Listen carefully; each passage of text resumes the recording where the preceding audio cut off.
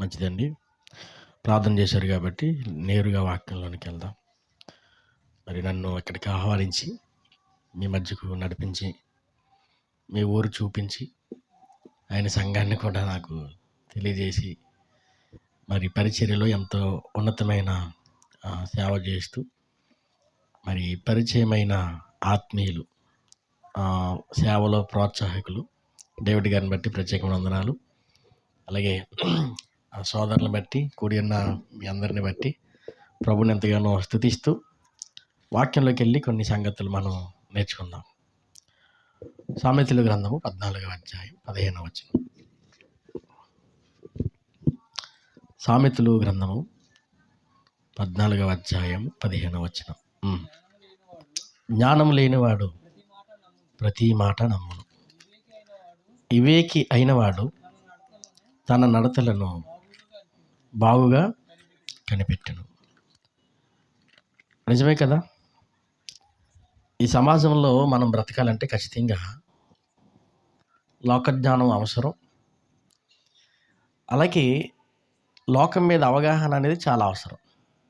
ఎలా అంటే కొట్టు దగ్గరికి వెళ్ళి కందిపప్పు తీసిరాని పంపించారనుకోండి, అది కందిపప్పు బదులు పెసరపప్పు తీసుకొచ్చారనుకోండి, ఎలా ఉంటుంది? అప్పుడు ఏం చెప్పాను, ఏం చేసావంటే అప్పుడు అంటారు మాట, మా అబ్బాయికి ఏమి లేదు, తెలివి లేదు, జ్ఞానం లేదంటారు. కనీస జ్ఞానం అంటారు కదా, ఇంకా ఇంగిత జ్ఞానం అంటారు కదా. అలాగా ఖచ్చితంగా మనం ఈ సమాజంలో బ్రతకాలంటే కాస్త అవగాహనతో కూడిన జ్ఞానం ఉండాలి. ఒకవేళ జ్ఞానం లేకపోతే అన్నీ కూడా ఏం చేస్తాం, మనం నమ్ముతాం. ఇది వాస్తవం. అయితే ఇక్కడ ఎందుకు ఈ మాటను చెప్పాడనంటే, దైవజ్ఞానం లేకపోతే ప్రతి ఒక్కడు చెప్పింది వినేస్తాం. ఎలాగనంటే మన మధ్యకి ఒక కుందేలుని తీసుకొచ్చి నిలబెట్టి, కుందేలుకి ఎన్ని కాళ్ళు ఉంటాయండి అమ్మ, ఎన్ని ఉంటాయి కాళ్ళు చూశారు ఎప్పుడైనా మీరు? కదా. అతను అంటున్నాడు 3 ఉన్నాయి అన్నాడు. మీరేమంటారు? అతను ఇంకా గుడ్డుగా చెప్తున్నాడు 4 కాదు 3 అంటాడు. అప్పుడు మీకు డౌట్ వస్తుంది, నిజంగా 3 అనుకుంటా అని ఆయన చెప్తున్నాడు కదా. అందులోని ఎవరు చెప్పారంటే ప్రముఖులు. అందులోని ఆయన జంతు ప్రేమికుడేమో అనుకుందాం. నొక్కించి చెప్పినప్పటికీ మనకి 4 కనబడినా సరే అని చెప్పిన మాటను బట్టి 3 ఇవ్వండి అని అంటాం. అంటే మనం ఎంత గుడ్డిగా నమ్ముతామనంటే, 4 గుడ్డి వాళ్ళు ఏనుగుని చూసినట్టుగా నమ్ముతాం. ఎలాగో చెప్తాను మీకు. ఏనుగు ఎలా ఉన్నదనని ఒక పరీక్ష పెట్టారంట గుడ్డు వాళ్ళకి. అప్పుడు ఒకడు ఏనుగు ఎలా ఉందని దగ్గరికి వచ్చి అలా బాడీ అంతా అలా తాగి చూసినప్పటికీ అన్నాడంట, ఏనుగు గోళ్ళ ఉంటుంది అన్నాడంట. మరొకడు ఆ తొండం పట్టుకుని అన్నాడంట, లేదు లేదు లేదు ఏనుగు గొట్టంలా ఉంటుంది అన్నాడంట. మరొకడు వచ్చి లేదు లేదు వీళ్ళిద్దరు చెప్పింది తప్పు అని తోక పట్టుకుని అన్నాడంట, ఏనుగు తోకలా ఉంటుంది అన్నాడు, అంటే తోళ్ళలా ఉంటుంది అన్నాడంట. లేదు వీళ్ళు ముగ్గురు చెప్పింది తప్పని చెవు పట్టుకుని అన్నాడంట, ఏనుగు చేటలా ఉంటుంది అన్నాడంట. మీరు చెప్పండి, ఏనుగు ఎలా ఉంటుందో? అమ్మ, ఏనుగు ఎలా ఉంటుంది? చేటలా ఉంటుందా, తాళ్ళలా ఉంటుందా, గొట్టంలా ఉంటుందా, ఎలా ఉంటుంది? ఒక గోడలా ఉంటుందంటే ఏనుగు ఒక పెద్ద ఆకారముతో 4 కాళ్ళు, ఒక తోక, ఒక తొండం, 2 పెద్ద చెవులతో ఉంటాయి, చేటల లాంటి చెవులతో కదా. ఇది వాస్తవం. నిజంగా గుడ్డి వాళ్ళు చెప్పినా వినే పరిస్థితి అయిపోయింది లోకం ఇప్పుడు. ఎందుకంటే మనము జ్ఞానం లేకపోతే ప్రతి మాట నమ్మేస్తాం. ఏ విషయంలో ఈ పొరపాటు జరుగుతుంది మనుషుల విషయంలోనంటే, అన్ని విషయాల్లో కాదు కానీ లోకంలో ఒక్క దేవుడి విషయంలో మాత్రం ఇన్ని పొరపాట్లు జరుగుతున్నాయి. అందుకనే మీరు గమనించగలిగితే ప్రపంచ దేశాలలో దేవుళ్ళ సంఖ్య ఎక్కువ. మీకు తెలుసా? మనుషుల్లాగా దేవుళ్ళ సంఖ్య ఎక్కువైపోయింది. ఎందుకురా బాబు అని అంటే ఏముంది, ఎవరు చెప్పినా నమ్మటమే.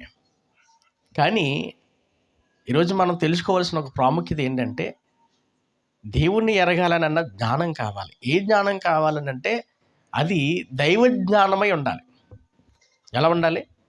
అది దైవ జ్ఞానమై ఉండాలి. లేకపోతే మనం అనుకున్నదే, విన్నదే, నమ్మిందే నిజమనుకునే భ్రమలోకి వెళ్ళిపోతాం. ఇదే సామెతల గ్రంథము ఇదే సామెతల గ్రంథము 14వ అధ్యాయము 12వ వచనం చూడండి. ఇదే సామెతల గ్రంథము 14వ అధ్యాయం 12వ వచనం.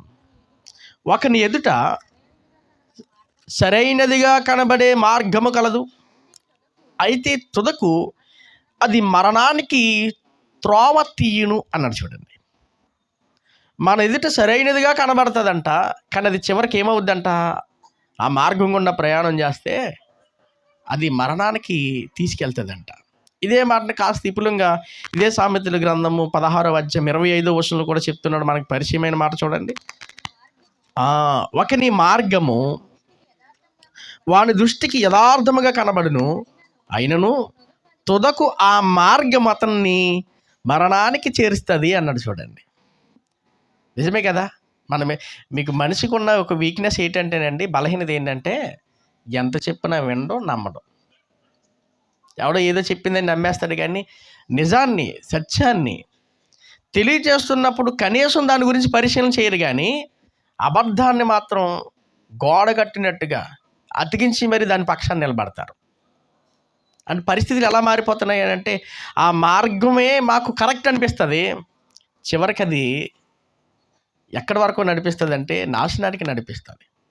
ఎందుకు విషయాలు చెప్పానంటే, మనుషులు దేవుడి విషయంలో ఎన్నుకున్న మార్గాలు ఉన్నాయే, ఆ మార్గాల విషయంలో ఇన్ని మార్గాలు ఎందుకు వచ్చినాయి అని అంటే ఎవరికి నచ్చినట్టుగా వారు ఎన్నుకోవటం వల్లే వచ్చింది. కానీ అందరూ చెప్పి ఒక మాట చెప్పండి, ఎన్ని మార్గాలు ఉన్నా ఒకే దారిలో కలవాలండి అంటారు, అంతే కదా. ఎన్ని కాలువలు ఉన్నా పెద్ద నదిలో కలవాలండి అంటారు. ఇంకా ఇన్ని నదులున్నా ఈ నదులన్నీ ఎక్కడ కలవాలి, సముద్రంలో కలవాలండి అంటారు. కాబట్టి మార్గాలు ఏదైనా గమ్యం ఒకటే కాదండి అంటారు. అబ్బా, చెప్పుకోవడానికి బాగానే ఉంది. మేము ఇక్కడ వన్నెపూడి నుంచి బయలుదేరితే మాకు చాలా మార్గాలు ఉన్నాయి కదా. మీకు తెలుసా, నేను విశాఖపట్నం వెళ్ళి కూడా రావులపాలెం వెళ్ళొచ్చు. అదేంటని అనకండి, విశాఖపట్నం వెళ్తే మళ్ళీ హైవేలో వెనక రావచ్చు, అది కూడా మార్గమే కదా మరి. అలాగని ఇలా ప్రతిపాడు నుంచి వెళ్ళొచ్చు, లేదా ఇలాగా సామర్లకోట నుంచి వెళ్ళొచ్చు, ఎక్కడికి వెళ్ళినా రావులపాలెం వెళ్తాం కదా అనుకోవచ్చు కదా. కానీ అది కాదు. అసలు గమ్యం చేరాలని అంటే వెళ్ళే మార్గంలో వెళ్ళాలి, లేకపోతే ఆ గమ్యం చేరలేం. ఒకవేళ అనుకుంటాం మధ్య మధ్యలో యాక్సిడెంట్లు అయిపోతాయి. ఇలాగే బైబిల్ గ్రంథంలో ఆది దంపతులకు జన్మించిన 2 బిడ్డలు ఉన్నారు. ఎవరు వాళ్ళు? కయ్యను, హేబేలు. వారి గురించి కొత్త నిబంధనలో భక్తులు మాట్లాడుతూ ఏమన్నారనంటే, అది కూడా యేసుక్రీస్తు ప్రభు తమ్ముడు గారు మాట్లాడుతూ అన్నాడు ఆయన పత్రికలో, యోధా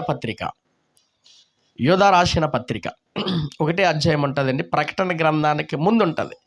యోధా రాసిన పత్రిక 11వ వచనం చూద్దాం. చూడండి, 11వ వచనం, యోధా పత్రిక 11వ వచనం. అయ్యో, వారికి శ్రమ, వారు కయ్యను నడిచిన మార్గమున నడిచిరి. ఆగుదాం. వారు కయ్యను నడిచిన మార్గమున నడిచిరి అన్నాడు. చూడండి, ఏ మార్గం నడిచారంట? కయ్యను నడిచిన మార్గం. ఇప్పుడు ప్రపంచ ప్రజలందరూ ఈ మార్గం గుండానే నడుస్తున్నారు, తెలుసా మీకు? కయ్యను ఏ మార్గంలో నడిచారు? కయ్యను ఏ మార్గంలో నడిచాడంటే ఆయన తమ్ముడిని చంపేశాడండి అనుకుంటాం కదా. అసలు సీక్రెట్ ఏంటో తెలుసా? అర్పణ తీసుకెళ్ళినప్పుడు ఆ అర్పణ నచ్చలేదు ఎవరికి? మనిషి నచ్చలేదు, అర్పణ నచ్చలేదా? అర్పించేవాడు ముఖ్యమా, అర్పణ ముఖ్యమా? చెప్పండి అమ్మా. అర్పించు వాటి కంటే, చెప్పండి, అర్పించు. మనిషి మనసు ముఖ్యమా? లేదు, అర్పణ ముఖ్యం. అలాగని ఆ మనసు మనిషి ముఖ్యం కాదంటే అవి సెకండరీ. ఎలాగో చెప్తాను మీకు.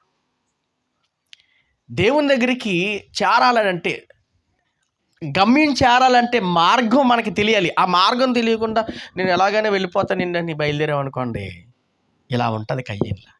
కయ్యను కూడా అలాగే కాన్ఫిడెంట్గా అనుకున్నాడు, అయ్యో, నా తల్లిదండ్రులు చేసిన ఈ దోషాన్ని బట్టి, ఈ పాపాన్ని బట్టి ఆయన నుంచి ఎడబాటు వచ్చిందే, ఆయనకి దూరం అయిపోయామే, మరలా ఆయన సన్నిధి చేరాలనంటే, ఆయనకి దగ్గరికి వెళ్ళాలనంటే ఏం చేయాలంటే అర్పణ ద్వారానే అని తెలిసి తాను ఎన్నుకున్న ఒక మార్గం ఏంటంటే అర్పణే తీసుకెళ్ళాడు.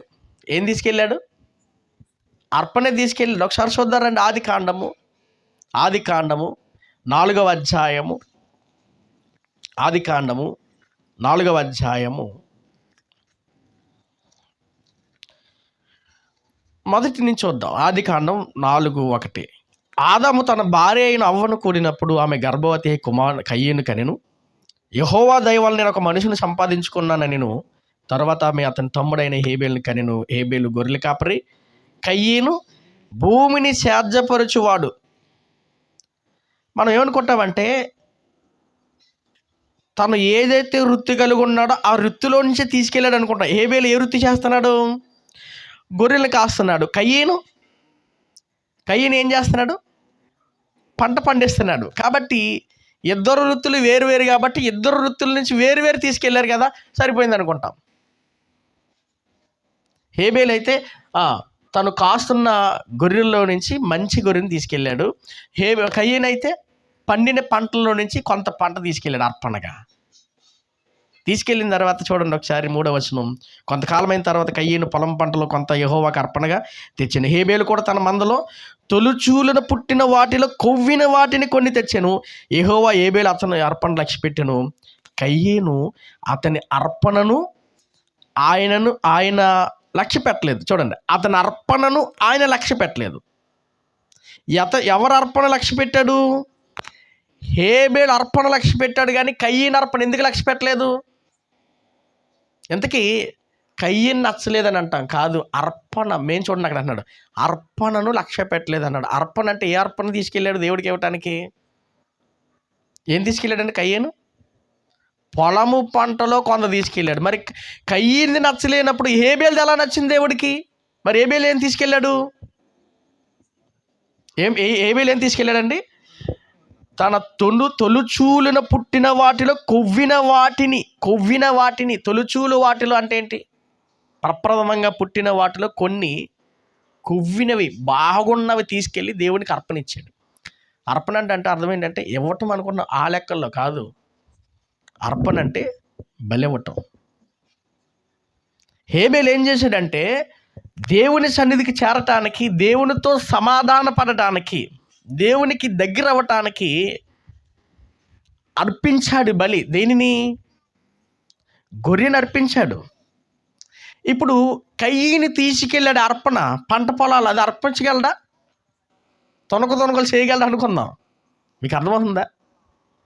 కయ్యని ఎంత కాన్ఫిడెంట్గా ఉన్నాడంటే దేవుని దగ్గరికి వెళ్ళి దేవునితో మాట్లాడడానికి తను సొంత నిర్ణయం తీసుకున్నాడు. ఆ నిర్ణయం ఏంటంటే దేవుని దగ్గరికి వెళ్ళడానికి నా అర్పణ అంటే పంట తీసుకెళ్ళినా పర్వాలేదు అనుకున్నాడు. మీకు విషయం ఏంటంటే అప్పటికే ఈ కయ్యనికి తెలుసు. ఏ విషయం తెలుసు అంటే దేవుని దగ్గర ఎందుకు దూరం అయిపోయామో అన్న విషయంలో తల్లిదండ్రులు ఖచ్చితంగా చెప్పారు. ఎవరికి? కయ్యనికి. మొదటి అబ్బాయి అతనే కదండి, చెప్పరా? ఖచ్చితంగా చెప్తారు. పుట్టిన బిడ్డలకి ఆస్తులు ఏంటో, అమ్మ ఎవరో, నాన్న ఎవరో, ఎందుకు విడిపోయామో, ఇంట్లో ఎందుకు దూరంగా ఉంటున్నామో, అమ్మమ్మ దగ్గర ఎందుకు ఉండమో, తాత దగ్గర ఇవి చెప్తారు కదండి అన్నిని. అలాగ కయ్యనికి ఆ అమ్మ నాన్నలు ఉన్నారు, అవ్వ ఆదములు చెప్పరా? ఎందుకు చెప్పుండరు? ఖచ్చితంగా చెప్తారు. మీకు అర్థం కావడానికి అప్పటికే వీళ్ళ వస్త్రధారణ ఎలా ఉంది? అమ్మ నాన్నలది, అమ్మ నాన్నల వస్త్రధారణ ఎలా ఉంది? రండి చూపిస్తాను. 3వ అధ్యాయము 21 వచనం చూద్దాం. దేవుడైన యెహోవా ఆదామునకును అతని భార్యకును చర్మపు చొక్కాయిలను చేయించి వాటిని తొడిగించాను. చర్మపు చొక్కాలు చేయించి తొడిగించాడంట. అంతకుముందు ఏం కట్టుకున్నారు వాళ్ళు? తప్పు తెలిసిన తర్వాత, తప్పు చేసిన తర్వాత మంచివంట రాగులు కట్టుకోవటం. దేవుడికి అర్థమైంది, అరే ఎంత తెలివి తక్కువ లీటరా అని. కాస్త ఆయన ఏం చేశాడంటే చొక్కాలు చేయించాడు. ఎంతకని? ఏ చొక్కాలు అవి? చర్మపు చొక్కాలు. ఎక్కడి నుంచి వచ్చినవి? ఈ రోజున ఆలోచన చేశారా? పరలోకం నుంచి దేవుడికి ఎట్టేశాడా? ఆయనే కుట్టించి ఇచ్చాడా? చర్మపు చొక్కాయలు. వాళ్ళ అమ్మా నాన్నలు ధరించుకున్న చర్మపు చొక్కాలు ఉన్నాయి కదా, ఆ చర్మపు చొక్కాలను చూస్తున్నారు. ఖచ్చితంగా చర్మపు చొక్కాలు చరిత్ర ఏంటో చెప్పే ఉండాలి. ఒకవేళ వీళ్ళు అడగకపోయినా తల్లిదండ్రులు చెప్పాలి. ఎందుకంటే ఏదైనా తోటకి కాస్తంత దూరంలోనే వీళ్ళు ఉన్నారు. మీకు అర్థమవుతుంది అనుకుంటే, ఏదైనా తోటకు కాస్త దూరంలో వీళ్ళు ఉండగానే అప్పుడు ఖచ్చితంగా ఆ బాబులకి ఈ సంగతి చెప్పి ఉండాలి. ఏమనంటే చెప్తారు, ఎందుకంటే ఖచ్చితంగా చెప్పి తీరాలి. అరే నాన్న, మన లైఫ్ ఇది కాదురా, మా జీవితం ఏంటో తెలుసా, దేవుడు మమ్మల్ని ఆశీర్వదించాడు, ఫలించమన్నాడు, అభివృద్ధి చెందమన్నాడు, మనందరినీ పోషించడానికి దేవుడు వేసిన మార్గం అది ఆ కనబడుతుంది చూడండి, అది ఏదేని తోట, అందులో హాయిగా ఉండేది అక్కడ. ఇప్పుడు రోజు గడవాలనంటే మీ నాన్న చెమటోడిస్తేనే కానీ పని అవ్వట్లేదురా నాన్న, అవి తెచ్చి వండితేనే కానీ మనకు కడుపు నిండట్లేదురా, ఇలా అయిపోయిందిరా పరిస్థితికి. అక్కడ అలా లేదురా. ఎక్కడ? ఏదైనా తోటలో వంటలు వండుకునేవారా? ఆదాము గారు చెమట వచ్చాడా? చూసారా? ఇవన్నీ రావటానికి కారణం ఏంటో తెలుసా? ఆదాం అని ఉండాలి, మీ అమ్మేరా అనాలి. ఎందుకని? ఆవిడేగా తెచ్చిచ్చింది. ఇలా అవ్వటానికి కారణం ఏంటో, నేను తెచ్చిచ్చాను అనుకోరా, మీ నాన్న తినేసాడు. చూసా మరి ఇప్పుడు ఏం చేయాలి అని అంటే, ఆ సర్వోన్నతుడైన దేవుని దగ్గరికి వెళ్ళాలనంటే, ఆయన మనతో సమాధాన పడాలనంటే, అడ్డొచ్చిన మా పాపాలు ఇంకా ఆయన మాతో మాట్లాడటం మానేశాడు. అంతే కదా? మాట్లాడటం మానేశాడు దేవుడు. ఎందుకు మానేశాడు మాట్లాడడం? తప్పు చేశారు కాబట్టి, పాపం చేశారు కాబట్టి మాట్లాడడం మానేశాడు ఆయన. ఇప్పుడు మరి ఆయనతో సమాధాన పడాలని అంటే ఖచ్చితంగా వీళ్ళు ఏం చేయాలి? ఆయన దగ్గరికి వెళ్ళాలంటే ఏం చేయాలి? దేవుడి చూపిన మార్గం ఏంటంటే, మీ పాపం నాకు మీకు అడ్డుగా వస్తున్నాయి కాబట్టి మీరు నా దగ్గరికి రావాలంటే మీరు చేసిన పాపాలు క్షమించబడాలి. మరి క్షమించబడాలంటే కుదిరిదా? కాబట్టి వాళ్ళ ఒంటి మీదకి రావటానికి చొక్కాలు ఉన్నాయే, ఈ చొక్కాలు ఎక్కడి నుంచి వచ్చినాయి తెలుసా? దేవుడే వస్త్రహీనులైన వీళ్ళకి వాళ్ళ కళ్ళెదుట ఉన్న జంతువుని చంపి, మీకు అర్థమవుతుందా, ఆ చర్మాన్ని తీసి వీళ్ళకి చొక్కాలు చేయించాలి. వీళ్ళకి తెలివి ఎక్కడది? అలా అనకండి, మీరు అనకండి, నేను చెప్తాను మీకు. నిజంగా ఇప్పుడు ఎంత ట్రెండ్ మారింది కదండి, రకరకాల డ్రెస్సులు కదా, అదే క్లాత్ కానీ డిఫరెంట్ ఏంటంటారండి స్టైల్, అదే క్లాత్. ఎలా వచ్చింది ఈ మోడ్రన్? రాను మనం అలవాటు చేసుకున్నాం. లేదంటే ఒకసారి పూర్వం వెళ్ళండి, డొల్ల ప్యాంటాలు ఇక్కడ దాకా చొక్కాయలు కదా, ఇప్పుడు వేసుకుంటారండి. డొల్ల ప్యాంట్ వేసుకుని ఇక్కడ దాకా షర్ట్లు వేసుకుంటారా? వేసుకుంటే ఏమంటారంటే ఏంటి ఇలా ఉన్నాడు ఏంటి అంటారు కదా. ఇప్పుడు ట్రెండ్ మారిపోయింది కాబట్టి టైట్ బిట్టు అన్నారు కదా, లెగ్గిన్లు లేడీస్కి. అప్పుడైతే లేడీస్కి, వయసులో ఉన్న అమ్మాయిలకి అయితే లంగా ఓని అనేవారు కదా. ఇప్పుడు పంజాబీ డ్రెస్, లేదంటే హిందుస్థాన్ డ్రెస్, ఏదో ఇంక పెట్టుకోవటమే పేర్లే నేను కదా.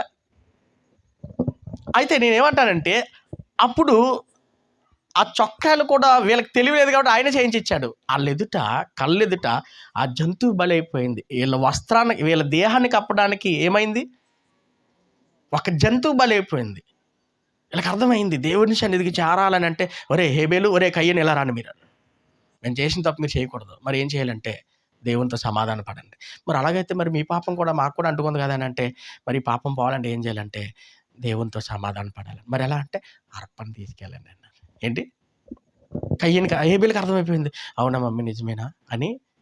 తొలుచూలు పుట్టిన దానిని ఏం చేశాడు? ఆయనకి ఎలా తెలుసు అంటారు? అక్కడ రాయబడిన వాటిని మీరు చూస్తే 4వ వచనంలో, హేబేలు కూడా తన మందలో తొలుచూలును పుట్టిన వాటిలో కొవ్విన వాటిని పనికిరాని ఇవ్వచ్చు కదా. అమ్మా, మనం దేవుడికి ఏమిస్తాం అర్పణగా? చిరిగిపోయిన నోట్లు. ఒకసారి ఒక ఇంటికి వెళ్ళి ప్రార్థన చేశాను. ప్రార్థన అయిపోయిన తర్వాత కానుక ఇచ్చారు 100 రూపాయలు. సరే అని చెప్పి తీసుకుని వచ్చానండి. వచ్చి చూసుకుంటాం కదా, సేవకులు కదా, మరి చూసుకుంటే చిరిగిపోయింది. ఎంతకీ వాళ్ళు తెలిసిన వాళ్ళు నాకు. ఇప్పుడు మీరు ఇచ్చారనుకోండి, నాకు ఎవరు ఇచ్చారో తెలియదు, కానీ ఎవరు తెలుసో వాళ్ళు ఇచ్చినప్పటికీ నా మనసు ఒప్పుకోలేదు. ఎందుకంటే వాళ్ళకి చెప్పలేదు అనుకోండి, రేపు ఇంకో సేవకుడికి అలాగిస్తారు. వాళ్ళు మారలేని కాగితాలన్నీ సేవకుడికి ఇస్తే ఎలా ఉంటుంది? మార్చుకోగలరండి సేవకుడు? అలా ఉంటాయి. మీకు తెలుసా, కానుక డబ్బాల్లో చిరిగిపోయినట్లు ఎక్కువ వస్తాయి. మేము సిగ్గేసి ఎవరికి చెప్పుకోం. ఏమన్నా డేవిడ్ గారు అంతేనా? నిజం. దేవునికి స్తోత్రం కలుగును గాక. మీ సంఘానికి ఆ ప్రాబ్లం లేదంట. పెద్ద సభలు పెట్టినప్పుడు కానుకలు పెట్టినప్పుడు అదే తెలుస్తుంది మీకు. నిజం. అంటే పరిస్థితులు ఎలా ఉంటాయంటే మన అర్పణలోని ఏదైనా పర్లేదు అనుకుంటాం కదా. కానీ హేబేలు క్లారిటీగా ఉన్నాడు. ఎంత క్లారిటీ ఉన్నాడంటే అమ్మ నాన్న చెప్పిన మాట కరెక్ట్గా క్యాచ్ చేశాడు. క్యాచ్ చేసి తొలుచూలు, అది కొవ్వినది, అది ఎలా ఉండాలి? బలి అర్పించడానికి తగినట్టుగా ఉండాలి. మీకు బైబిల్ గ్రంథంలో మనం చూస్తే ఇజ్రాయేలీలకి బలి అర్పించినప్పుడు ఎలా చెప్పాడు? ఇవే చెప్తాడు, ఇలాగే చెప్తాడు. బలి అర్పించినప్పుడు తొలిచూలుదై ఉండాలి, ఏ మచ్చ ఏ డాగు ఉండకూడదు, అది కొవ్వినదై ఉండాలంటాడే. అప్పుడు వాళ్ళకి చెప్పాడు కాబట్టి మనకు అర్థమైంది, వాళ్ళకి చెప్పాడు కాబట్టి వాళ్ళకి అర్థమైంది. మరి ఈ హేబేలుకి ఎవరు చెప్పి ఉండాలి? ఖచ్చితంగా తల్లిదండ్రులు చెప్పి ఉండాలి. మరి హేబేలుకి చెప్పినప్పుడు కయ్యను కూడా చెప్పుండరంటారా? కయ్యను కూడా చెప్పుండరా? ఖచ్చితంగా కయ్యను కూడా తెలుసుండే డ్రామా ప్లే చేశాడు. ఏ డ్రామా తెలుసా? ఏదైతేనే అన్నాడు. దేవుడు అన్నాడు నో యాక్సెప్టెడ్ అన్నాడు. అంటే అర్థం ఏంటి? నువ్వు తెచ్చిన అర్పణ తీసి అన్నాడు. అర్థమైంది ఇప్పుడు మీకు? అందుకనే కయ్యూను మార్గమున ఏమన్నాడు యోధ పత్రికలో, వారు కయ్యూను నడిచిన మార్గమున నడిచిన అర్థం ఏంటి తెలుసా? ఏ విధంగానైనా దేవుని దగ్గరికి వెళ్ళిపోదాం అనుకుంటున్నారు. దేవుడు అంగీకరిస్తాడు అనుకుంటున్నారా? అంగీకరించడు ఆయన. ఏ ధరలన్నా ఒకటేనండి, ఆ నదులన్నీ కలిసి సముద్రంలో పడతాయంటే చెప్పడానికి బాగుంటాయేమో, కానీ వెళ్ళాలంటే ఖచ్చితంగా దేవుని దగ్గరికి మనం చేరాలంటే ఖచ్చితంగా ఆ మార్గం ఏంటో మనకి తెలిసి ఉండాలి. ఆ మార్గం ఏంటో మనకి తెలిసి ఉండాలి. ఆ మార్గం తెలియకపోతే మనం వెళ్ళలేమండి, మనం వెళ్ళలేం. అందుకనే మనుషుల్లో దేవుని దగ్గరికి వెళ్ళే మార్గాలు ఎన్నో వచ్చేసినాయి కాదంటారా? ఎన్నో పుట్టుకొచ్చేసినాయి. కానీ విషయం ఏంటంటే ఆ మార్గాల గుండా మనం ప్రయాణం చేస్తే గమ్యానికి చేరుకోలేమన్న విషయం మనకి అర్థం కావాలి. ఒకవేళ అర్థం కాలేదనుకోండి, ప్రతి మాట నమ్ముతాం. అర్థం కాలేదనుకోండి, ఇదే మార్గం కరెక్ట్ అనుకుంటాం. చివరికి కళ్ళు మూసే సమయానికి ధనవంతుడి దగ్గరికి వెళ్ళిపోతాం. చూసారా పరిస్థితులు ఎంత భయంకరంగా ఉంటాయంటే, మనకు కళ్ళు మూసిగిపోయి గుడ్డు వాళ్ళు అయిపోయి ఎవరు చెప్పినా నమ్మేసే పరిస్థితికి వెళ్ళిపోతున్నాం. కాబట్టి ప్రతి మాట నమ్మేస్తున్నాం, కానీ ఏది వాస్తవం అన్న విషయంలో మనం అర్థం చేసుకోలేకపోతున్నాం. మరి ఈ లోకానికి ఎప్పుడు అర్థమవుద్ది? చెప్పండి. మీకు విషయం చెప్పమంటారా? కళ్ళ ముందు మార్గం పెట్టినా చెరిపేసుకునే దరిద్రులు ఉన్నారు ఈ లోకంలో. ఆదికాండం 6వ అధ్యాయం చూడండి ఒకసారి. ఆదికాండం 6వ అధ్యాయం. దేవుడు విడిచిపెట్టలేదు మనిషిని, దేవుడు విడిచిపెట్టలేదండి. ఆయన మార్గం చూపిస్తూనే ఉన్నాడు, తెలియపరుస్తూనే ఉన్నాడు. అయినా సరే మార్గాన్ని చెరిపేసుకున్నారంట వీళ్ళు. 6వ అధ్యాయం ఆదికాండము 12వ వచనం చూద్దాం. 12వ వచనం. దేవుడు భూలోకమును చూచినప్పుడు అది చెడిపోయి ఉండెను, భూమి మీద సమస్త శరీరులు తమ మార్గమును చెరిపివేసుకుని ఉండిరి అన్నాడు. చూడండి, దేన్ని చెరిపేసుకున్నారంట? మార్గాన్ని చెరిపేసుకున్నారంట. మార్గం చెరిపేసుకుంటే పరిస్థితి ఎలా ఉంటుందో చెప్పమంటారా మీకు? ఈ మధ్యకాలంలో ఈ టెక్నాలజీ డెవలప్ అయిన తర్వాత ఏ మూలకైనా వెళ్ళిపోవటానికి ఉపయోగించేది ఏంటి చెప్పండి? ఓ తల్లి ఉంటుంది, పెద్ద తల్లి. ఏ తల్లి అమ్మా?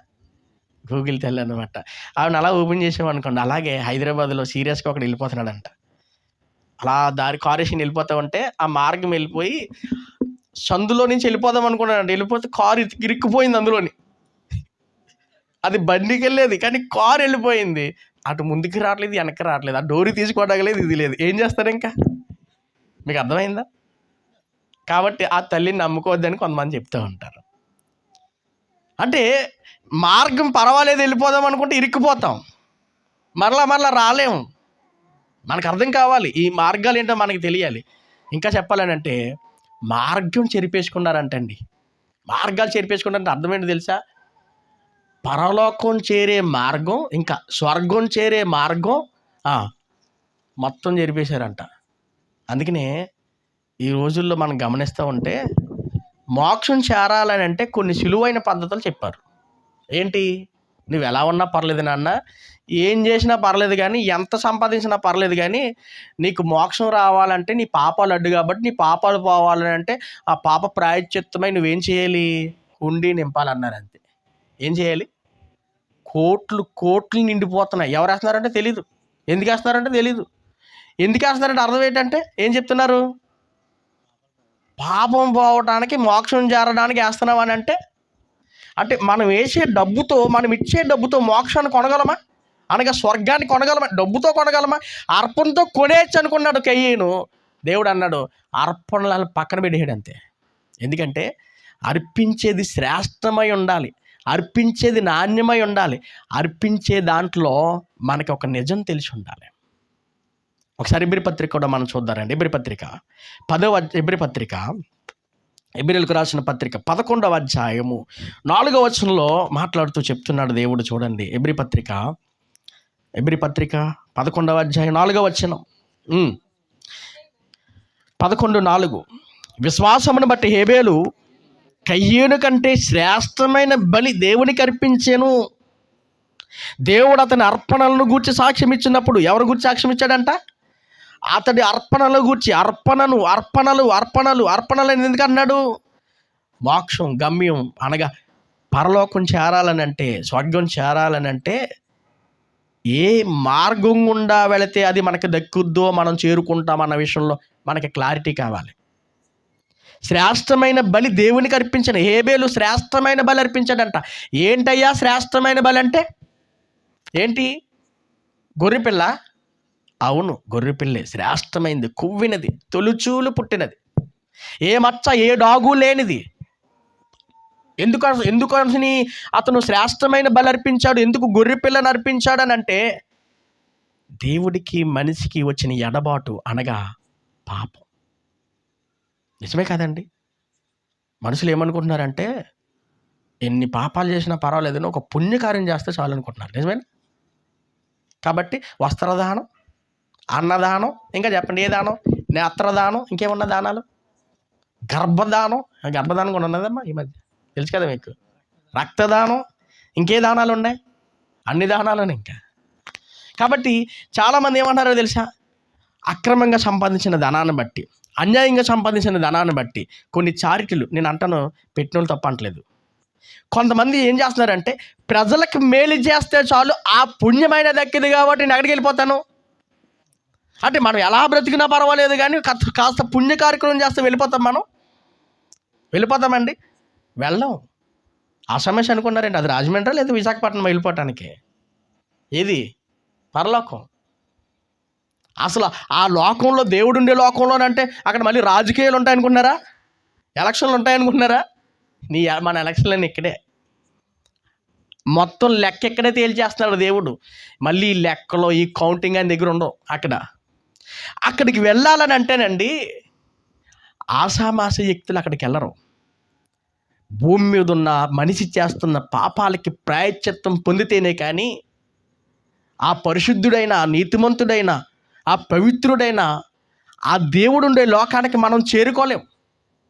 మరి ఇప్పుడు మనుషులందరూ పరలోకం చేరిపోతారంటే పుణ్య కార్యక్రమాలు ఎన్నో చేసేస్తాం కదా. అలాగే అనుకున్నారండి అప్పట్లో. ఇప్పుడు కూడా చాలామంది ఏమన్నారంటే అండి, ఈ సందర్భం చెప్పొచ్చో లేదో కానీ చెప్పాలి తప్పదు సందర్భాన్ని బట్టి. రీసెంట్గా ఒక ఆయన చనిపోయాడు కర్ణాటకలో, సినీ హీరో. ఎవరైనా ఎవరు? పునీత్ రాజ్కుమార్ అంటే కాకినాడలో ఉన్నాడు కదా ఆయన. పునీత్ రాజ్కుమార్ అంటే మాకు తెలుసులేండి. ఆయన చనిపోయాడు. ఆయన చనిపోయిన తర్వాత చాలామంది క్రైస్తవుల్లోనూ అటు అవుటర్స్లోనూ కూడా ఏమన్నారంటే, ఆయన చేసిన పనికండి నిజంగా దేవుడు స్వర్గం ఇచ్చేస్తాడు అన్నారు. ఏం చేశాడు ఆయన ఎంతకని? ఎవరైనా ఇంటికి వచ్చారనుకోండి, లేదని వాడికి అదంట. దాన ధర్మ కార్యాలు అంటారా, సోషల్ యాక్టివిటీస్ అంటారా, ఆయన చేసినట్టు ఇంకే హీరో చేయలేదంట ప్రాంతంలో. కాబట్టి చాలామంది ఏమన్నారంటే, నీదే ఏంటంట అంటే అన్ని చేస్తే దేవుడు ఇచ్చేస్తాడంటే రెడీ మనం. కానీ పుణ్య కార్యక్రమాలను బట్టి మనం పరలోకం అనగా స్వర్గం చేరలేం అన్న విషయాన్ని మనకు తెలియాలి.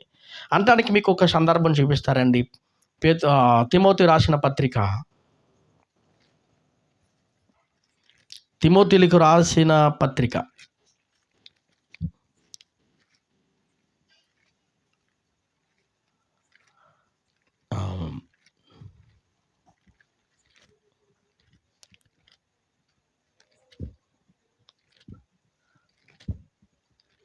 తిమోతి పత్రిక, క్షమించండి, తీతు పత్రిక చూద్దాం.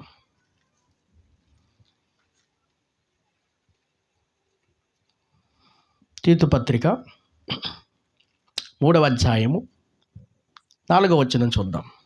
4వ వచనం. మన రక్షకుడైన దేవుని యొక్క దయను మానవుల ఎడల ఆయనకున్న ప్రేమయు ప్రత్యక్షమైనప్పుడు మనము నీతిని అనుసరించి చేసిన క్రియల మూలముగా కాక ఆగుదాం. ఎలా అంట? మనము నీతిని అనుసరించి చేసిన క్రియల మూలముగా కాక. నీతిని అనుసరించి అంటే లోకానికి ఒక నీతి ఉంది, లోకానికి ఒక ధర్మం ఉంది, లోకానికి ఒక న్యాయం ఉంది. ఈ లోకానికి సంబంధించిన న్యాయము ధర్మం ఏంటి తెలుసా అండి? ఎలా సంపాదించాం కదన్నయ్య చెప్పండి, సంపాదించామా లేదా? ఎంత సంపాదించేసినా సరే అండి, ప్రజలకు సేవ చేస్తున్నారు అనుకోండి, ఆ వ్యక్తిని ఏం చేస్తుంది లోకం? ఆ వ్యక్తి గుడిగట్టి వాళ్ళంత ఎత్తులో పెట్టేస్తుంది కదా. నిజంగా ఆయన ఉన్నారండి, ఆయన ఎలా సంపాదించారు పక్కన పెట్టండి, కానీ ఆయన మాత్రం చేస్తున్న సేవ చూడండి అంటారు. అంతేనా? ఆయన చేస్తున్న క్రియలు చూడండి. నిజంగా మనం వెళ్ళకపోయినానండి, నువ్వైనా ఆయన దగ్గర ఉండాలయ్యా. ఎవరిని? ఆయన్ని. మనం అంటే వెళ్ళిపోతాడా? ఇప్పుడు అలా చేస్తే వెళ్ళిపోతాడా? ఇక్కడ అదే చెప్తున్నాడు. నీతిని అనుసరించి చేసిన క్రియల మూలం కాదు. అంటే మనిషి చేసిన నీతిని బట్టో, మనిషి చేసిన క్రియలను బట్టో దేవుడు మనకి లెక్కించి స్వర్గం ఇవ్వడం ఆయన. ఎందుకనంటే మనుషులు పాపం అట్టిది. డబ్బిచ్చుకుందామా స్వర్గాన్ని? ఒక ఆయన ఇలాగే బేరమాడుతున్నాడు పరలోకంలో, పేతురు గారితో మాట్లాడతాడంట, 10 ఏళ్ళు ఇచ్చేస్తాడని. తెలిసే ఉంటుంది సందర్భం మీకు, వలసలైంది కదా వాట్సాప్లో. అంజులు అన్నారు దీన్ని చూసి, కొంతమంది తెలియని అని అన్నారు. అంటే పరలోకం 10 ఏళ్ళకి ఇచ్చేస్తాడంటే నేను 20 ఇస్తాను, నాకు పక్కన పేదరి గారు పక్కన చోటిచ్చాను అన్నాడు ఆయన. అమ్మా, నేను కూడా ₹1,00,000 అప్పు చేసి కష్టపడి ఇచ్చేస్తాను, నాకు కూడా ఆ పౌలు గారి పక్కన మోషే గారి పక్కన ఇచ్చే సరిపోద్ది. ఎవడో తెలివితో కూడా మాట్లాడాడండి. అంటే అంటే డబ్బులు పెట్టి కొనగలమండి మనం? అలాగని చెప్పేసి మనం చేసిన మంచి పనిని బట్టి స్వర్గాన్ని ఏమైనా సాధించగలమా మనం? నో, అసలు అది దానికి వీలే లేదు. ఎందుకనంటే మన పాపాలు పోవాలని అంటే మనం కష్టపడి సంపాదించిన డబ్బుతోనో, లేదా మనం ఎలాగోలాగా సంపాదించిన డబ్బుతోనో అర్పించడం వలన స్వర్గం రాదు. అలాగని చేసిన మంచి పనులు బట్టి కూడా దేవుడు స్వర్గం ఇవ్వడు. ఎందుకనంటే మనం చేసిన మంచి పనులు బట్టి గుర్తింపు ఉంటుందేమో, కానీ మనం చేసే పాపాలు మాత్రం మనల్ని వెంటాడుతూనే ఉంటాయి. అందుకనే ఏ భేదము లేదు, అందరూ పాపం చేస్తున్నారు. ఏ భేదం లేదు, అందరూ అంటే అందరూ. మరి తాతయ్య కూడానా? ఎస్. మరి మావయ్య కూడానా? అవును. తాతయ్య మావయ్య అంటే అర్థం కాలేదు మీకు ఇంకా? తాతయ్య అంటే దేశ నాయకుడు, మావయ్య అంటే రాష్ట్ర నాయకుడు. You know understand? వాళ్ళకు కూడా మరి వాళ్ళ దగ్గర కోట్లు ఉండొచ్చు, కానీ దేవుడు అంటాడు నో ఎక్స్పెక్టెడ్ అంటాడు. అది కాదు ప్రభు 100 కోట్లు ఇచ్చి నాకు ఇచ్చే అంటే అని అవుతాడు. ఆ పక్కన ధనవంతుడు అంటాడు రారా నాన్న అంటాడు. మీకు అర్థమైందండి? లేదు. ఎందుకనంటే బిల్ గేట్స్ కూడా బిల్లు కట్టేంత డబ్బులు ఉన్నా సరే స్వర్గాన్ని సంపాదించేంత అర్హత లేదు. ఎందుకంటే అది సాధించాలని అంటే మనిషి వల్ల కాదండి, మనిషి వల్ల కాదు. నిజంగా అప్పుడప్పుడు మనం మొక్కుంటూ ఉంటాం కదా, మొక్కుంటూ ఉంటారు చూసారా? గుణదలు వెళ్తాను, జుట్టు ఇస్తాను, అది ఎవరండి గౌరీపట్నం వెళ్తాను, నా తల ఇచ్చేస్తాను అంటారు. కొంతమంది అయితే నేను కోడిని ఇస్తాను లేదా నీ ఇస్తాను అంటూ ఉంటారు. మొక్కుకోవటానికే బలైపోతుంది. ఏది? మన తలలో ఉన్న ఎంట్రుకలు కానీ లేదా మనం అర్పించాలనుకుంటున్న ఆ కోడే మేక కానీ. ఇజ్రాయేలీలకు కూడా అలాగే పెట్టాడు దేవుడు. ఎందుకనంటే మనం చేసిన క్రియలను బట్టి కాదు, కానీ ఖచ్చితంగా మనిషి చేసిన పాపం ఉందే, ఈ పాపం మనిషిలో నుంచి పోవాలని అంటే ఇది కుదరని పని అయిపోతుంది. కొందరు పాపాలంట వారి వెంట వెళ్తున్నాయంట. అవునా కాదు చెప్పండి? ఎప్పుడో చేసిన దొంగతనం ఇప్పుడు కూడా గుర్తించుకుని నొక్కు చంపుతున్నారు చుట్టుపక్కల ఉన్న వాళ్ళు. అర్థం కాలేదు మీకు? మానేసాం అది. అయినా సరే ఆ దొంగతనం కేసు ఎవరి మీద ఉండిపోయింది అంటే దాన్ని బట్టి అర్థం ఏంటంటే మనం చేసిన పాపాలు ఏమవుతున్నాయి, మనం వెంట వస్తున్నాయి. అంతేకాదు మనల్ని వదలట్లేదు, చచ్చిపోయినసారి వదలట్లేదు. అది బతుకున్నప్పుడు మంచి ఉన్నాడు ఏం కానీ చెడ్డ చేయడం అంటారు మళ్ళీ కదండి. అంటే దీన్ని బట్టి అర్థం చేసుకోండి, మనం చేసిన పాపాలు మనతోనే మన వెంటే వస్తున్నాయి. కానీ మరి మనం పుణ్యాత్ములుగా పరిశుద్ధులుగా పవిత్రులుగా మారాలంటే ఎలా అండి? అది ఎలా జరుగుద్ది? అది కుదిరే పనా? లేదు. కాబట్టి దేవుడు ప్రవేశపెట్టిన ఒక పద్ధతి ఏంటంటే మనం చేసిన పాపం పోవాలంటే ఖచ్చితంగా బలి జరగాలి. ఆ బలి ఎందుకు జరగాలంటే మన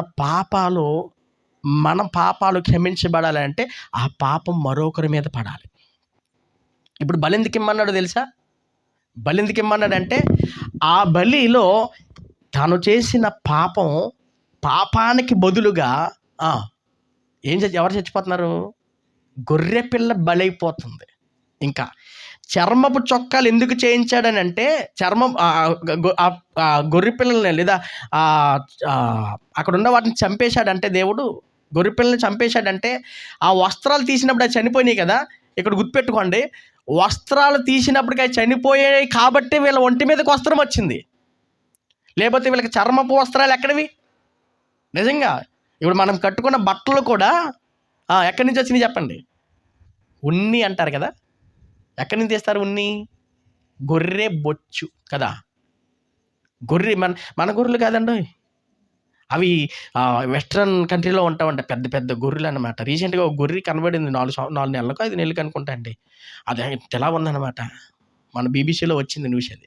అంటే దాన్ని కత్తిరించకుండా అలా ఉండిపోవటం వల్ల పెరిగిపోయింది. ఆ బొచ్చు తీసి దానిలో నుంచే మనకు ఉన్ని తయారవుద్ది. దానిని బట్టే మనకు దారం తయారవుద్ది. ఆ దారంతో ఇంకా బట్టలు తయారవుతూ ఉంటాయి. అంటే ఏమవుతుందని అంటే, కొన్ని జంతువుల చర్మము తీస్తేనే కానీ మన ఒంటి మీద కూడా బట్టలు రావట్లేదు.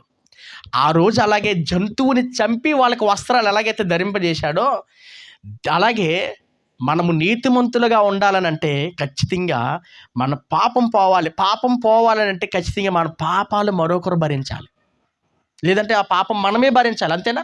ఫర్ ఎగ్జాంపుల్ మీకు అర్థం కావడానికి, నేను దొంగతనం చేశానండి. నన్ను పోలీసు వాళ్ళు అరెస్ట్ చేశారు. అరెస్ట్ చేసి రాజమండ్రి సెంట్రల్ జైలుకి పంపించేశారు. కోర్టులో తీర్పు ఏంటి అంటే, నువ్వు తప్పు చేసావని చెప్పి తీర్పు వెలువడించారు. ఎంత? ఒక 6 నెలలో 7 నెలలో లేదా సంవత్సరం అన్నారు. ఇప్పుడు సంవత్సరం పాటు నేనేం చేయాలి? ఈ డేవిడ్ గారు వచ్చి నేను అనుభవిస్తానంటే ఏమంటారు? ఈయన వచ్చి అనుభవిస్తానంటే ఏమంటారు? ఈయన చేసిందా పీన్ తప్ప నువ్వంటే చల్లదంటాడు. అవునే కదండి. ఒకవేళ ఆయన విడిపించాలంటే బెయిల్ పెట్టి అంటారు. ఒకవేళ ఆ శిక్షలో కూడా నేను పారిపోతే నా బదులు ఈయన రావాలి, పారిపోతే. మీకు అర్థమవుతుంది అనుకుంటా. అలాగే మీరు అర్థం చేసుకోండి, ఎవరు చేసిన నేరం తప్పు పాపాలు వారి మీద ఉండిపోయినాయి, మన మీద ఉండిపోయినాయి. మన మీద ఉన్న ఈ తప్పు ఈ పాపం పోవాలని అంటే ఖచ్చితంగా మన పక్షాన బలి జరగాలి. ఆ బలి జరగటం ఏర్పాటులోనే గొర్రె పిల్లలు మన పక్షాన బలి అయిపోతున్నాయి. అది అప్పుడు ధర్మశాస్త్రంలో పెట్టిన పద్ధతి అది.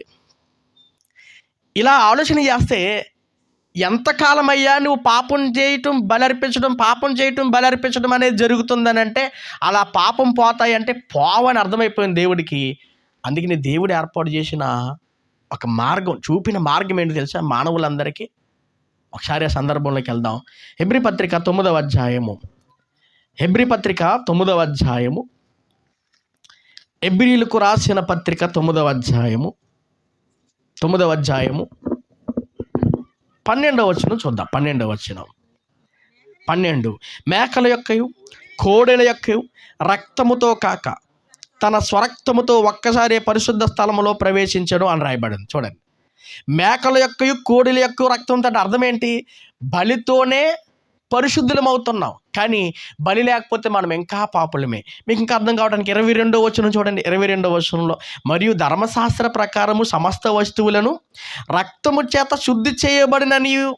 రక్తము చేత అంటే అర్థం ఏంటి? అర్థం ఏంటంటే ఎర్రని పేయి ద్వారా వచ్చిన ప్రోక్షించిన రక్తం కానీ, లేదా గొర్రెపిల్ల రక్తం, మేకల రక్తం, ఈ రక్తం వలనే వస్తువులు పరిశుద్ధపరచబడాలి, లేదా ఈ రక్తం వలనే మనిషి నీతిమంతుడిగా ఎంచబడాలి. ఇది ధర్మశాస్త్ర నియమం కింద వచ్చేది. అయితే ఇక్కడ ఏమంటున్నాడంటే, రక్తము చిందింపకుండా పాప క్షమాపణ కలుగుదని సామాన్యముగా చెప్పవచ్చు అన్నాడు. చూడండి, అంటే పాపాలు క్షమించబడాలని అంటే రక్తం చిందించబడాలి, రక్తం కారాలి, రక్తం అంటే బలి జరగాలి. పాపాలు పోవాలంటే ఖచ్చితంగా మనమైనా పోవాలి, లేదా మన పాపమైనా పోవాలి. మనం బ్రతికి పాపం పోవాలంటే బలి జరగాలి. మరి మనమే బలి అయిపోతే మరి పాపంతో బలి అయిపోతున్నాం కదా. అందుకనే మానవులందరి కోసం దేవుడు ఏర్పాటు చేసిన ఆ దైవ మార్గము, ఆ పరలోకపు మార్గం ఏంటో తెలుసా? మనుషులందరి పక్షాన ఒక బలియాగం చేశాడు. ఆ బలియాగమే యేసుక్రీస్తు ప్రభు బలి. ఇది సామాన్యమైంది కాదు. ఇది ప్రపంచానికే ఏకైక మార్గముగా దేవుని సన్నిధికి చేరే పరలోకపు మార్గంగా దేవుడు ఏర్పాటు చేశాడు తప్ప మనుషులు కాదు. అది దేవుడు ప్రేమించి వివిధ మార్గాల గుండా పోతున్న మనుషులను ఆయన ప్రేమించి ఆయన చూపిన మార్గం ఏంటంటే ఇదే పరలోకపు మార్గం.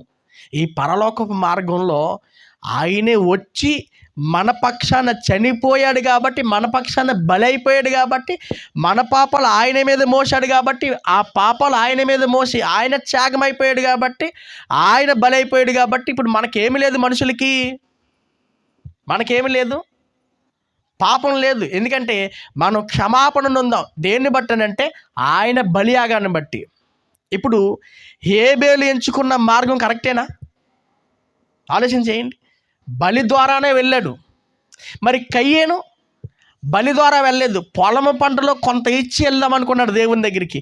అది చారందగా అయిపోయింది. ఈ రోజుల్లో కూడా చాలామంది ఏమన్నారంటే ఏర్పాటుగా కనబడుతున్న అన్ని మార్గాలు కరెక్ట్ అయినాయి అనుకుంటున్నారు, కానీ ఆ మార్గాలు గుండా వెళ్ళలేం. ఎందుకంటే మనిషిలో ఉన్న పాపము, మనిషి చేస్తున్న పాపము అంత ఘోరమైంది. ఈ ఘోరమైన పాపం పోవాలంటే ఖచ్చితంగా మన పక్షాన బలి అవ్వాలి. ఆ బలి అవ్వాల్సింది ఏంటో తెలుసా? నిర్దోషమైనది, కళంకము లేనిది, ఏ దోషము లేనిది, అది కొవ్వినదై ఉండాలి, అది తొలుచూలై ఉండాలి. అప్పుడు కానీ ఆ బలి చెల్లదు, ఆ బలి చెల్లదు. అందుకనే నిష్కలంకుడు, పాపుల్లో చేరనివాడు, పాపము అంటనివాడు, పాపము చేయనివాడు ఎవరు ఈ లోకంలో? ఎవరండి? ఒక యేసుక్రీస్తు ప్రభు తప్ప మరెవ్వరూ లేరు. చూడండి, ఎవరైనా ఉన్నారా? దేవుడు అని పిలువబడే వారిలో ఎవ్వరూ లేరు.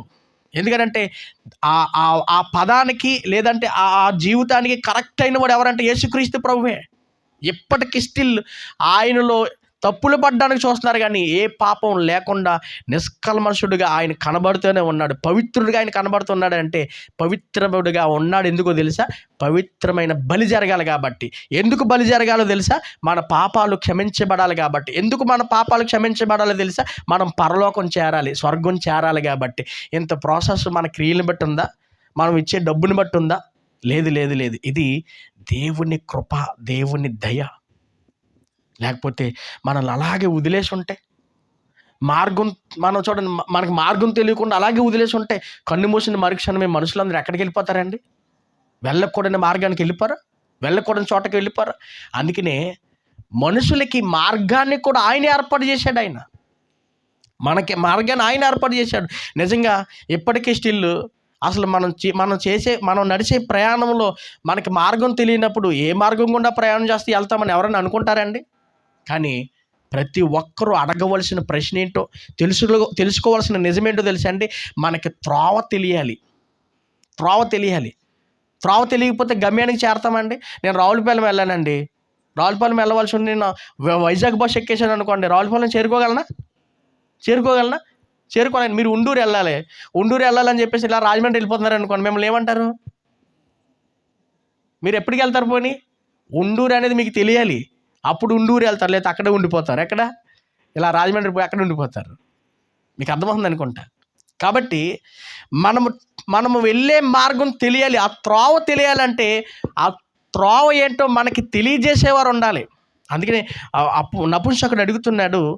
చూడండి ఒకసారి అపోస్తుల కార్యాలు 8వ అధ్యాయం 31వ వచనంలో, అపోస్తుల కార్యాలు 8:31 వచనంలో ముగిస్తున్నాను. 8:31 వచనంలో, అతడు ఎవడైనను నాకు త్రోవ చూపకుంటే ఎలాగూ గ్రహించగలను? ఎవడైనను నాకు త్రోవ చూపుకుంటే. నిజమే కాదండి? మనం ఎక్కడికి వెళ్ళాలంటే ఖచ్చితంగా త్రోవ తెలియాలి, లేదంటే ఎవరైనా త్రోవ చూపాలి. మేము ఉండూరు వెళ్ళినప్పుడు మీరు వచ్చేయండి అని చెప్పేసాడు అంతే. ఆయన సామర్లకోట నుంచి ఎలా రావాలి, ఎలా వెళ్ళాలి? అప్పుడు ఎవరినైనా అడగాలి, ఏమంటే ఉండూరు ఎక్కడేనంటే చెప్తారు, వన్నిపూడి ఎక్కడేనంటే చెప్తారు. అంతేనా? అడగకుండా వెళ్ళిపోతానంటే ఏమవుద్ది? ఇరుకులో ఇరుక్కుపోతాం, ఆ సందుల్లో ఉండిపోతాం, తిరుగుతాం. టైం అయిపోతాం, అలా తిరుగుతుంటాం. కాబట్టి త్రోవ చూపేవాడు కావాలి. త్రోవ చూపేవాడు లేకపోతే దారి తెలియదు. అందుకే ఈయన అంటాడు, ఈయన బ్రతిమాలుకుంటాడు, ప్లీజ్ అదేంటో నాకు నేర్పించవా, నాకు తెలియచేయమంటాడండి. ఈ రోజుల్లో ప్రతి మనిషి అడగవలసింది ఏంటో తెలుసా? మోక్షం చేరాలంటే నేనేం చేయాలి? పరలోకం పొందుకోవాలంటే నేనేం చేయాలి? నేను ఎలాగ అక్కడికి చేరుకోగలను అని ప్రతి మనిషి ఈ నిజాన్ని గమనించగలిగితే నేను అంటాను, ఆ నిజం బట్టబయలయింది. అది మన మధ్య ఉన్నది. ఖచ్చితంగా దేవుడు తెలియచేస్తున్నాడు అన్న విషయం గ్రహిస్తారు. లేదంటే మోక్షానికి చేరలేదు. ఎన్ని పుణ్యకార్యాలు చేసినా, ఎంత డబ్బిచ్చి యాత్రలు చేసినా, ఎక్కడికి తిరిగినా, ఎన్ని నదులు గుండా ప్రయాణం చేసినా గమ్యం చేరేది మాత్రం సముద్రంలోని కాదమ్మా. కాదు మధ్యలో ఎండిపోతాయి నదులు. ఈ మధ్యకాలంలో అడ్డుకట్టలు కూడా వేసేసారు కదా, ఇది ఆనకట్టలు. నీరు స్టాక్ చేశారు, నది వెళ్తలేదు, సముద్రంలో కలవట్లేదు. అలాగే సాతాను అడ్డుకట్టేసేసాడు. ఏంటి? చేరవలసిన మార్గానికి చేరకుండా వెళ్ళకూడని మార్గాన్ని మనుషులకి తెలియజేశాడు. కాబట్టి మనం వెళ్ళే మార్గం కరెక్ట్ కాదో, మనం చేరుకోగలమో లేదో, ఇలా బ్రతకడం వల్ల, ఇలా మేలు చేయటం వల్ల నేను ఉంటానో, నేను వెళ్తానో లేదో అన్న విషయాన్ని మనం బ్రతికుండగానే గమనించుకోవాలి, గ్రహించాలి.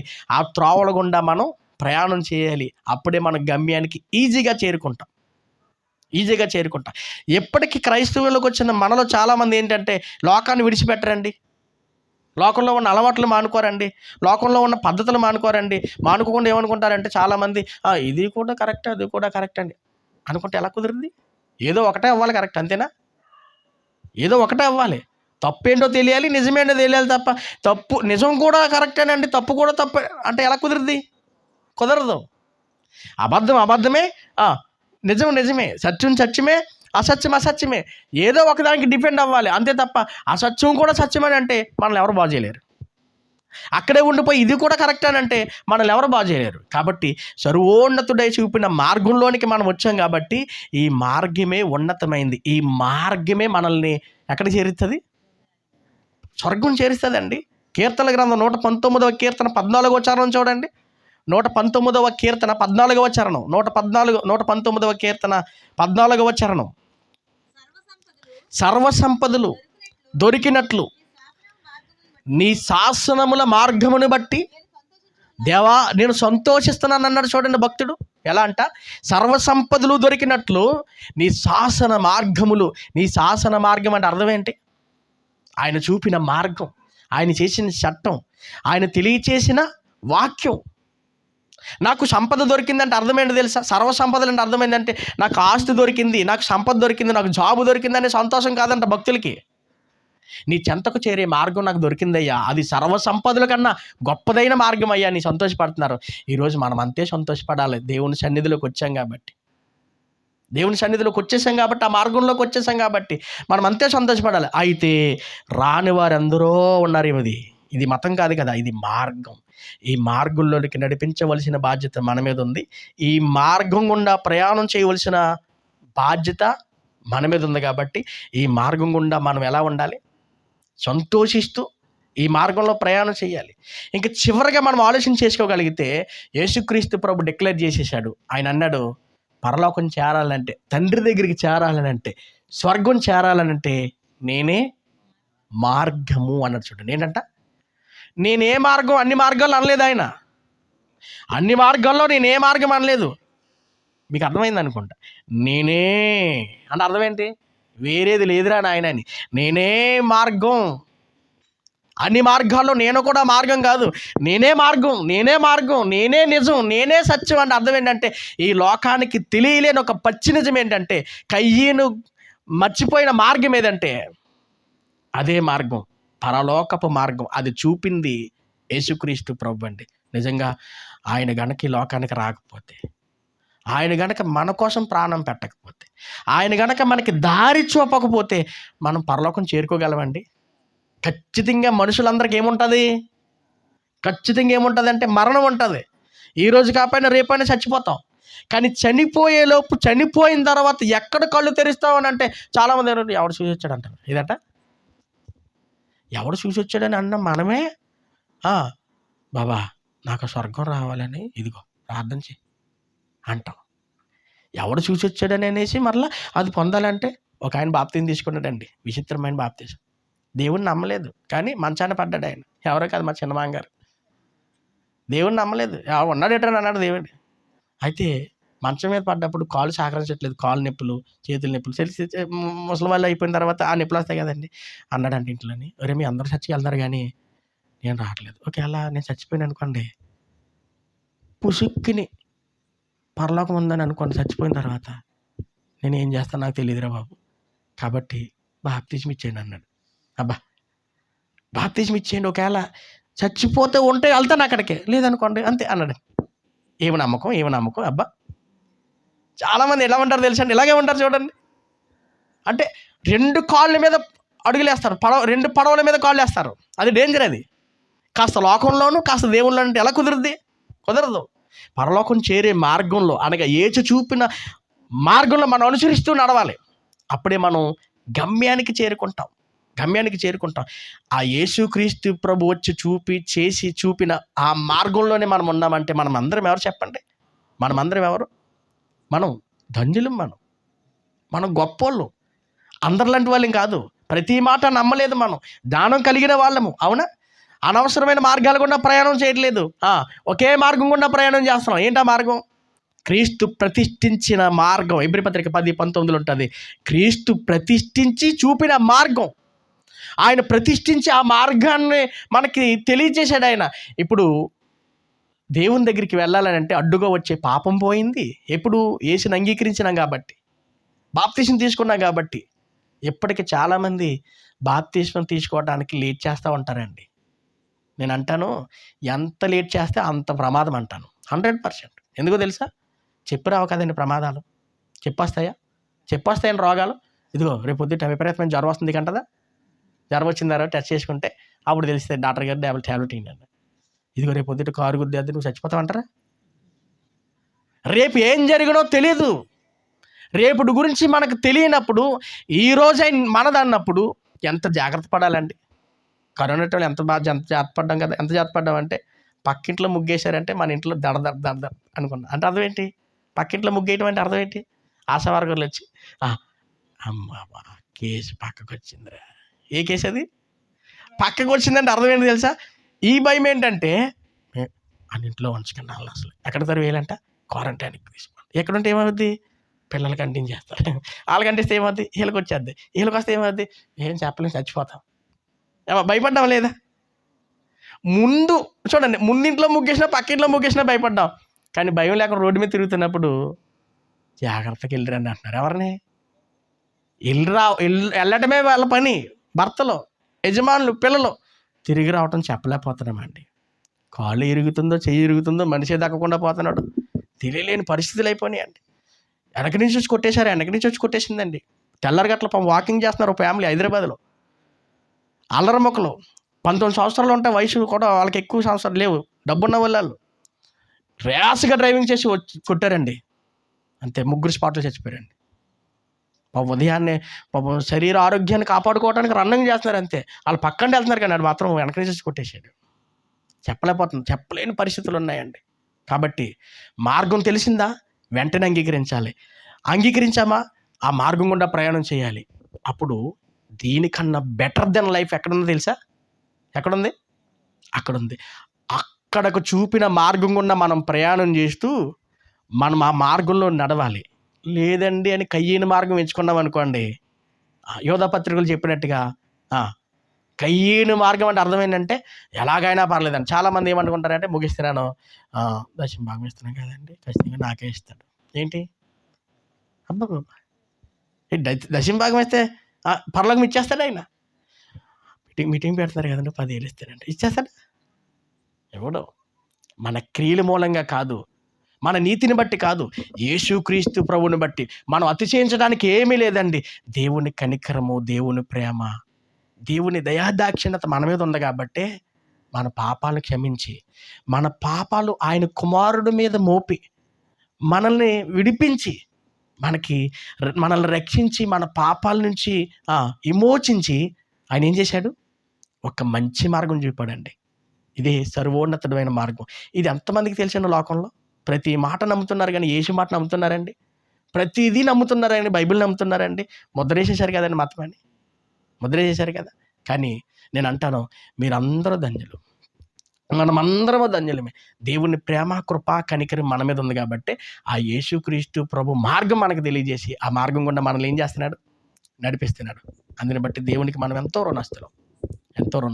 కాబట్టి విన్న ఈ మాటలను బట్టి అర్థమయ్యేది ఏంటో తెలుసా? కయ్యను మార్గంలో మనం ఎంచుకోకూడదు, లోకంలో ఉన్న వాటి వైపు చూడకూడదు, ఎలాగైనా వెళ్ళిపోతానని ధీమాగా ఉండకూడదు. ఒక యేసుక్రీస్తు ప్రభు తప్ప మన కోసం రక్షకుడు లేరు. ఆయన చూపిన మార్గంలోనే మనం వెళ్తేనే స్వర్గం వెళ్ళగలం.